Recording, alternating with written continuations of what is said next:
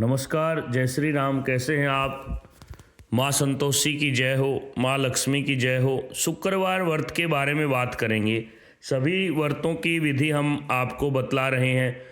शुक्रवार का व्रत किस माह से शुरू करें, किसके लिए रखा जाता है, व्रत का संकल्प कैसे लें, व्रत की पूजा की विधि क्या है, उद्यापन कब करें, क्या खाएं क्या नहीं खाएं, पीरियड्स में व्रत करें या नहीं करें, सब प्रकार की बातें हम इस वीडियो में करने वाले हैं। और सबसे पहली बात है, व्रत शुरू कब करें। कोई भी व्रत शुरू करना हो शुक्ल पक्ष से प्रारंभ करना चाहिए, क्योंकि शुक्ल पक्ष वृद्धि का प्रतीक है और इसमें चंद्रमा की कलाएं बढ़ती रहती हैं। और 16 शुक्रवार के व्रत माँ लक्ष्मी और माँ संतोषी दोनों के लिए किए जाते हैं और इन व्रतों को करने से निश्चय ही सभी मनोकामनाएं भी पूर्ण होती हैं। अब बात आती है कि व्रत की विधि क्या है। व्रत कोई भी व्रत हो, पिछले दिन सायंकालीन भोजन के बाद कुछ नहीं खाना चाहिए और संयम के साथ शयन करना चाहिए। मन में यह ध्यान रहे कि मुझे कल व्रत प्रारंभ करना है और रात्रि को शांति से सोएं। सुबह प्रातःकालीन समय से उठ करके स्नान आदि से निवृत्त होकर के और नित्यकर्म की पूजा आप जो करते हैं उसको करने के बाद माता लक्ष्मी, माता सरस्वती की तस्वीर अपने सामने रखें और 16 शुक्रवार व्रत की कथा सुने, गुड़ और चने का भोग लगाएं और उसको प्रसाद रूप में बांटें। अब क्या खाना है और किसके लिए व्रत किया जाता है। सबसे पहले संतान प्राप्ति के लिए और कन्या योग्य वर की प्राप्ति के लिए भी इस व्रत को कर सकती हैं और लड़के भी योग्य पत्नी के लिए शुक्रवार का व्रत रख सकते हैं। व्रत में क्या खाना है क्या नहीं खाना है। व्रत में अन्न को छोड़ करके आप दूध, दही, फल, प्रसाद कुछ भी ले सकते हैं।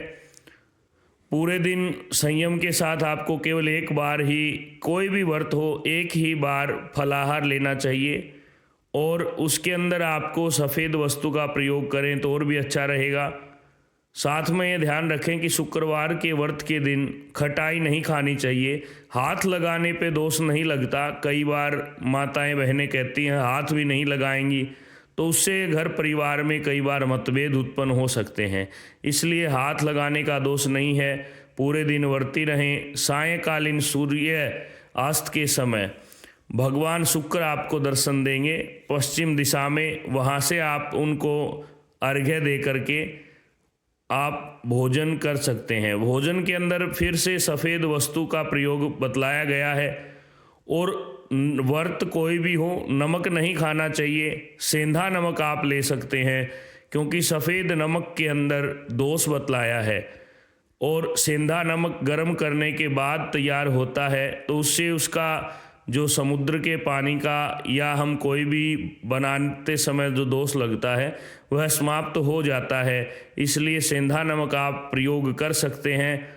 और यह ध्यान रहे कि शुक्रवार के व्रत के दिन आपको विशेष रूप से सफ़ेद वस्तुओं का दान भी करना है।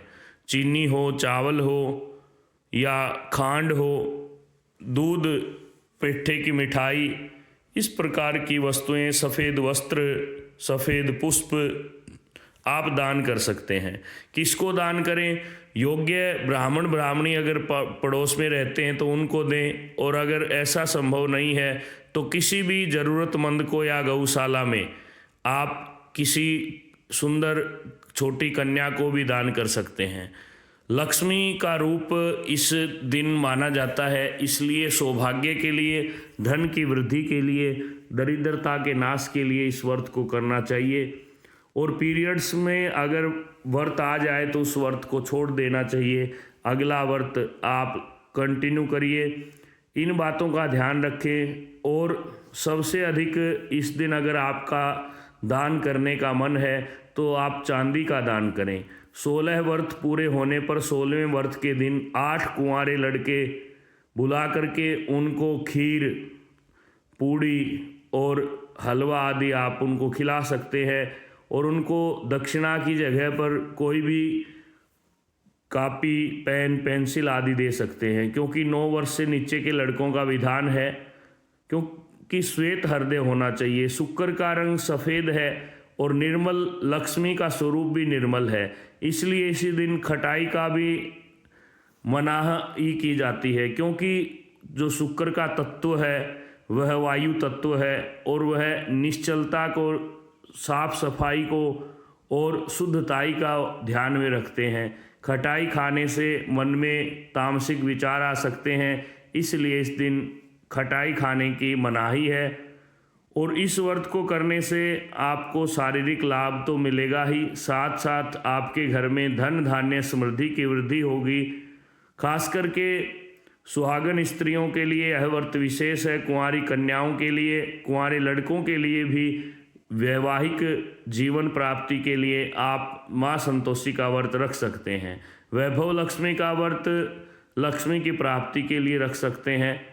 और भी अगर इस दौरान कोई प्रश्न आपके मन में वीडियो देखने के बाद आता है तो आप नीचे कमेंट में लिखिएगा, हम आपके प्रश्न का जवाब देंगे और बहुत सरल तरीके से समझाने का प्रयत्न करते हैं। भगवान की कृपा से, माँ लक्ष्मी की कृपा से आपके यहाँ अन्न धन की वृद्धि हो। जय श्री राम। धन्यवाद।